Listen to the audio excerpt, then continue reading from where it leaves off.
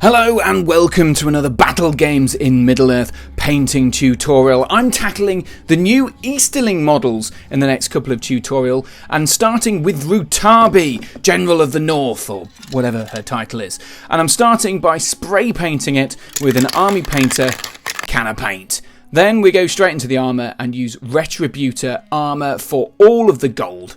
Pretty much everywhere, and actually there's a lot of detail on this model. It's an absolutely gorgeous Forge World model that's part of the new sort of push for Defence of the North. Loads of little tiny details, particularly on the shield there, you can see, but also lots of little crevices and so on to get your detail in, so make sure you don't miss out on all the armour underneath the shield. I decided not to assemble it in sort of multiple different parts and then paint the parts separately. I think maybe that was a mistake.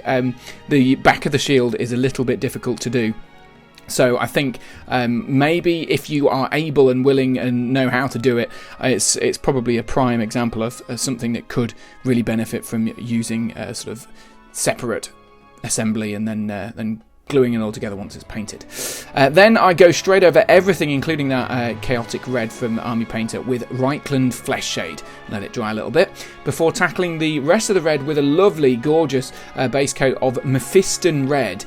I've used this red quite a lot actually for various different Easterling forces. It's a lovely tone, and perhaps a little bit brighter than I used to do.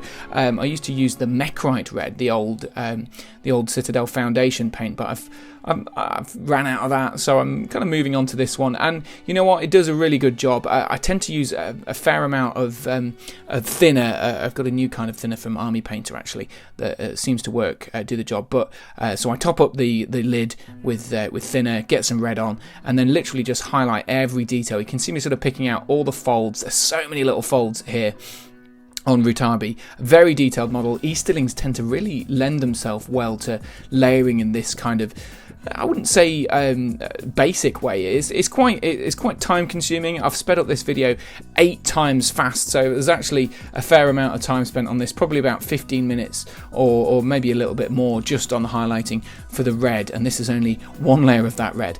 But we go from red now, and I like to provide some contrast on my Easterlings. I actually decided to paint over some of the red that I'd already done. I tend to like my Easterling heroes to have a splash of purple, so that's exactly what I've done here. I've used Nagaroth Knight to sort of basically shade the inside of the cloak and also the little tassel that dangles down between Rutabi's legs. And then after that dries, we move straight on to Evil Sun's Scarlet. So this is basically the equivalent of the old Blood Red paint, and you'll notice I'm going straight up all the layers with the highlights pretty much straight away, and this is because I've already done one wash. Yes, I've done the Reichland Flesh. I've done one wash, yes, but what about the second?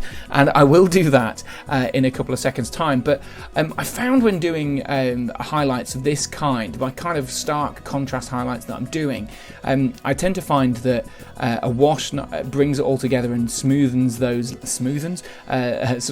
layers down and kind of blends them together nicely. So Evil Sun Scarlet over all of the red again, and again this is another 15 minutes or thereabouts of highlighting as well as on the shield there.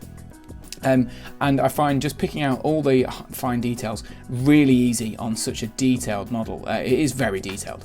But then we go on to the next wash. We've done some Reichland Flesh Shade, but we're on to Druchii Violet, and that's just for the purple, and then Carroburg Crimson then to tie together all of the different layers of red. We can always come back to them and highlight them again, but I found that it really helps kind of smooth those layers down. Now I did a bit of a mixture of paints here, Screamer Pink, Nagaroth Knight and Demonette Hide. I kind of mixed them together. I was trying to find a perfect blend that isn't too pale, isn't too warm, isn't too much of a highlight, and I kind of just topped it up as I went, so I couldn't tell the exact mix, but I think it worked just about, and I picked out the detail on the shield with that, and then went back over again with a much brighter Screamer Pink. It's actually Warlock Purple, the old GW paint, but Screamer Pink is about as close as I think you can get. And I don't want to go too far with this, but I think just a little bit of extra kind of warmth to bring that purple up to a nice highlight, make it contrast a little bit more. And again, pick out the detail on the shield there. There's some lovely little sort of cubey cutouts on the front of the shield that I wanted to make stand out. Then to tackle the armour once more. Now I'm using Liberator Gold, so this is the one step up from Retributor Armour, and it doesn't look like I'm doing an awful lot in the footage we're seeing here, but it's just slowly going over each edge of gold and kind of dry brushing some of the sharper points in the armour, and then going back around and edge highlighting some of the more pointy bits like the helmet and those spikes that protrude out the helmet and the detail on the shield, and also the little kind of bobbles on the armour as well.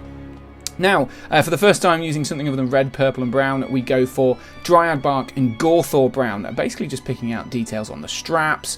I make the bars on the back of the shield brown as well, and it works out fair enough. Then Ironbreaker I used to do the sword, and then I'm back using the leftover of my Ironbreaker mixed in with some Liberator Gold to do a bit of a highlight of the armour. I find you want it to look really, really shiny, Easterling armour, and I was worried at first that you'd end up kind of almost doing too much and going too silver, but I think it's hard to do that if you're doing it really, really sharp edge highlights on all of those details. So that's what I smashed through, and then finally, pretty much, I just paint pretty much pure Abaddon Black on the shoes. I tend to find the Abaddon Black is pretty shiny, so it catches the light and I don't really need to highlight it. But I will highlight the blade a little bit with Runefang Steel and do the odd dot on the golden armour just to pick out some key points there as well. And finally, we head for Scorpion Green just to pick out a little bit of extra detail on that shield. And what I do, I just do Scorpion Green, then and highlight it up, fade it up with a bit of white as well, just kind of make a little gemstone kind of vibe. And there you have it, Rutabi, hopefully ready to lead my Eastlings to victory. That'll be something, won't it? If you enjoyed this video, do stick around on the channel. There's loads more Easterling content. I've got another painting tutorial on the way with Brawl gear, and of course battle reports and so many other things. If you do like it, why not become a patron as well? Patreon.com/battlegames in Middle-earth, and you might even be able to win some of these fantastic new Easterling models.